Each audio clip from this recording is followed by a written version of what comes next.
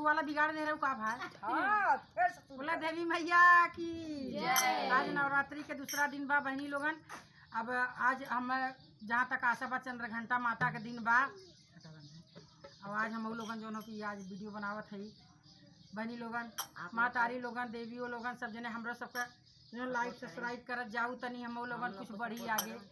विश्वकर्मा परिवार से है, एमन पंडित लोग जुड़ा हैं, सब विश्वकर्मा पंडित सब परोसे परोसे है माता रानी। चला मैया कहवा लगायू भैया कहवा लगायू बड़ी भैया